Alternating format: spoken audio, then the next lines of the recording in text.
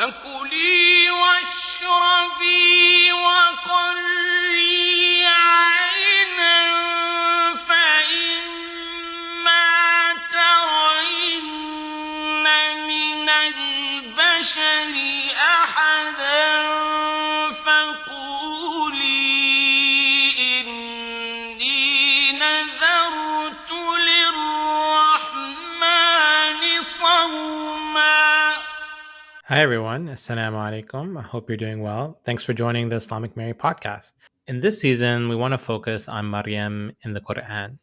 And one of the aspects that scholars and exegetes, mufassirin, they noticed when they looked at Maryam in the Qur'an was how direct the Qur'an and the divine voice was to Maryam, and how the Qur'anic language is so precise and how it speaks directly to who she is and her goals and aspirations.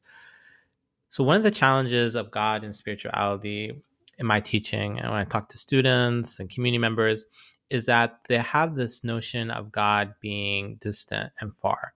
So, how do you, as a normal, average person, connect with the divine or transcendent? And at the same time, on the flip side, you have people and folks who have this sense, this feeling that God is very close and always with them. So you have this huge spectrum from people that feel God is absent in their lives to others who feel that God is ever present and everywhere. And you see this within the history of religion. During the time of the Prophet Muhammad, there was a concept of idolatry. And why do people create idols? For the reason they feel God is far, far away and unapproachable. And if you have this sense that God is unapproachable and distant, then you want to create idols that you can touch and you can feel, and you have the conception that God is within these idols and that he's actually close to you. You made these idols. They're in your house. They're in your community. And you can go to them and access the ever-present. When we look at Maryam in the Qur'an, we see that there is this direct communication. And in the Qur'an in general and Islam, there is this idea that God speaks to humans. Now, there are different ways that God speaks to humans. First, there's this idea of visions, ru'ya in Arabic. And in the Qur'an, the Prophet Muhammad is described as having ru'ya bil haqq, that he has true visions. And he was able sometimes to see into the future. Another common way that God speaks to prophets and the righteous is through dreams. And we see this with Ibrahim, who has this dream in the Qur'an in contrast to Genesis and in the Bible, where he sees himself sacrificing his son. Inni ara fil manam anni adbahuk, that I see in my sleep this constant dream that I am slaughtering you. And then he asks his son, "Fanzur madha tara." What do you think about this dream? And we see this with Joseph or Yusuf.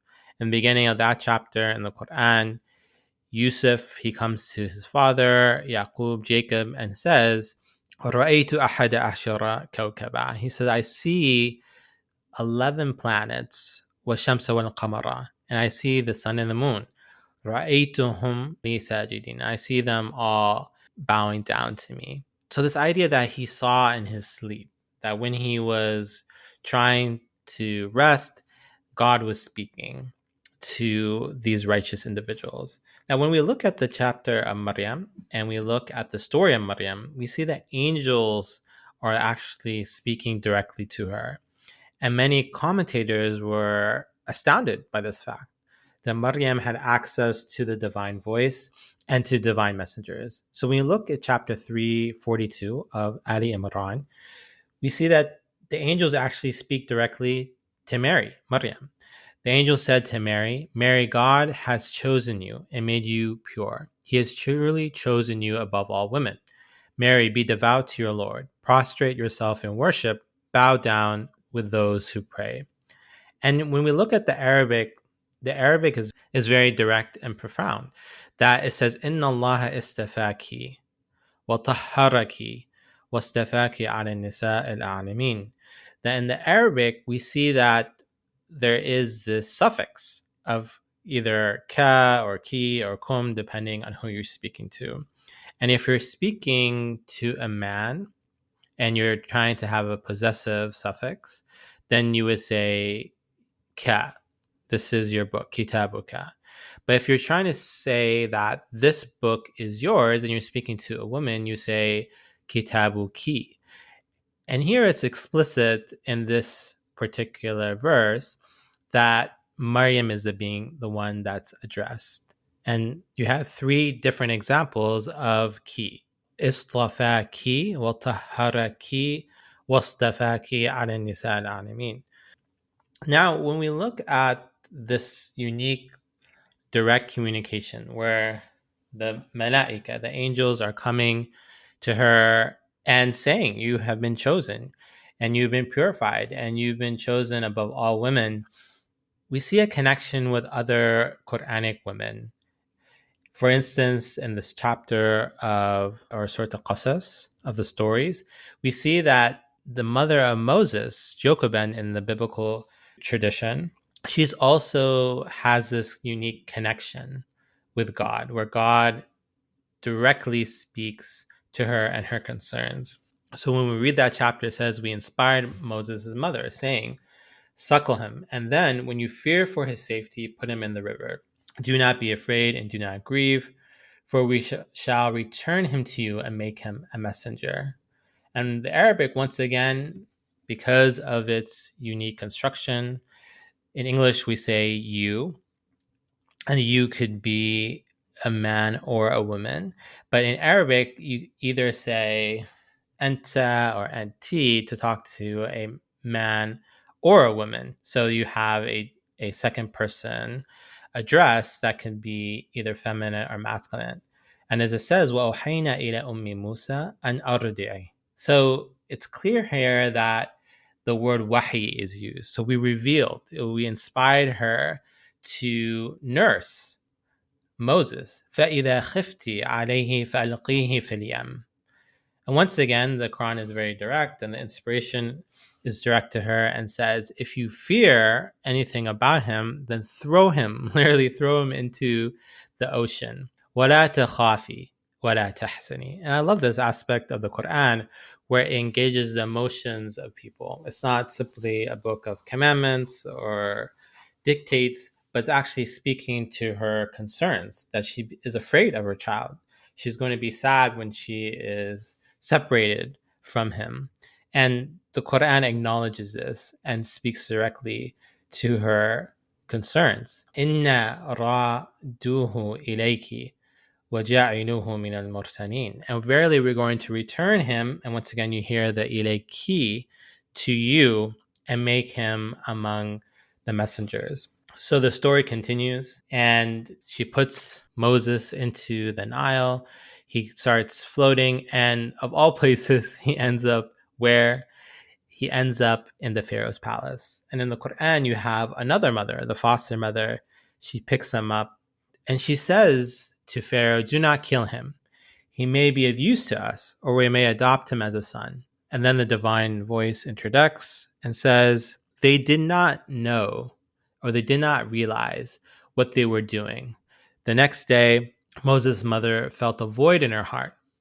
And if we had not strengthened it, or to make her one of those who believe, she would have revealed everything about him. She would have told everyone in the town that I've lost a child. And she said to his sister, follow him. So she watched him from a distance without them knowing. We had ordained that he would refuse to feed from wet nurses. His sister approached them and said, shall I tell you about a household which could bring him up for you and take good care of him? And then Moses returned Musa to his mother. And this verse says, we restored him to his mother in this way, so that she might be comforted, not grieve, and know that God's promise is true, though most people do not understand. And the verse says, فَرَدَدْنَاهُ إِلَى أُمِّهِ كَيْ تَقَرَّ عَيْنَهَا وَلَا تَحْزَنْ وَلِتَعْلَمَ أَنَّ وَعْدَ اللَّهِ حَقٌّ. So the verse says that we return him to his mother, so her eyes would be comforted and she wouldn't be sad. So what's remarkable here is that this section in the Quran is really not about Moses or Musa. it's more about the mother and her feelings of sadness and grief. And she's worried about him and worried about his safety. But the divine voice comes and says, "Do not worry. We are going to take care and we will return your child to you." And God wanted her to know that the promise of God was true, but the majority of people do not know.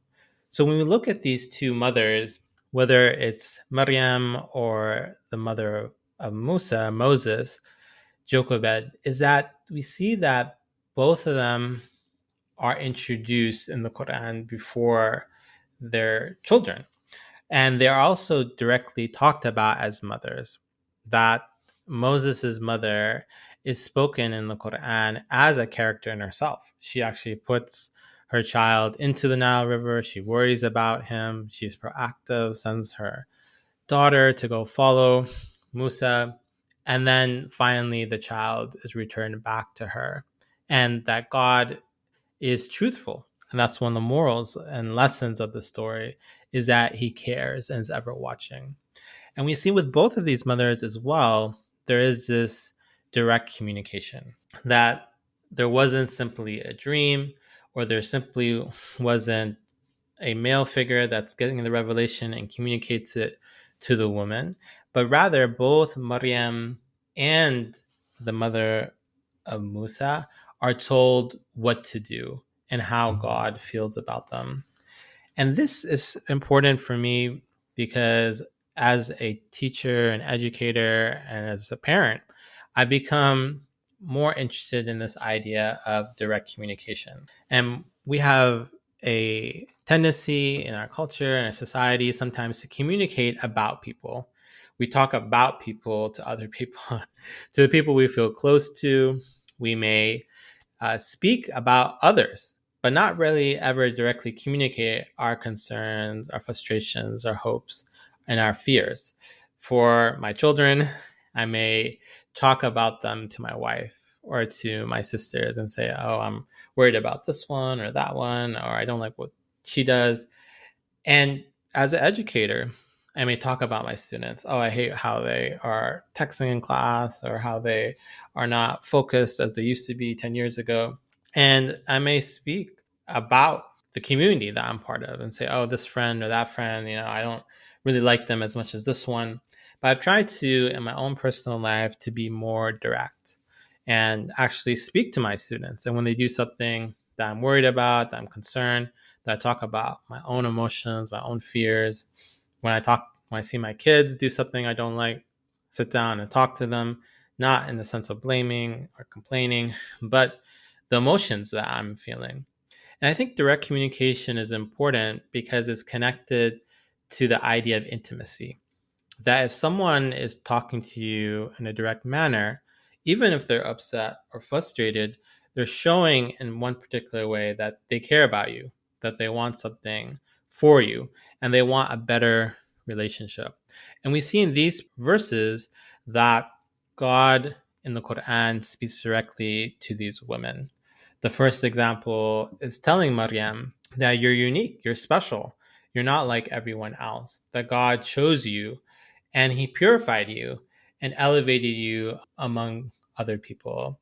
And then we see an example of the mother of Moses, of Musa, that she's told directly what to do. She didn't know in this moment of fear that her son could be killed by Pharaoh, but she's directed, instructed, put him into the Nile. But then at the same time, don't be afraid.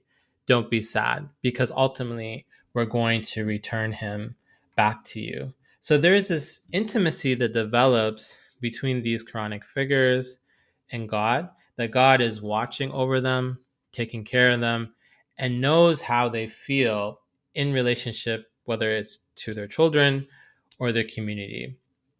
And this is also important in terms of emotions. As we continue to speak about the Qur'anic Mary or Maryam in the chapter of Maryam, we'll see that there's not only a communication and a response, rather, there's also emotions. At one point, Maryam will say that, "I wish I had been forgotten. I wish I had died this challenge is too difficult for me. And that there's this concept of chronic vulnerability, that the Quranic figures actually speak to the divine and speak about their weaknesses and how they need help and support in their daily lives. And this is one aspect that, as we move forward, we'll increasingly focus on, is how these feelings and emotions become manifest, whether they're in their hopes of having a child, whether it's returning back to their communities, whether it's the difficulty of having a child in labor. We'll see this consistent theme that of intimacy between God and Quranic figures, where God speaks to them and tells them what to do, but the figures themselves respond with their hopes, fears, and aspirations. Thanks once again for listening to the Islamic Mary podcast. Hopefully, you can be in touch with me by joining my newsletter, sending me an email about any thoughts and feedback. You can also visit my website, dryunusmirza.com, where you can see my research, blogs, and avenues for us to stay in touch. Thanks once again, and take care.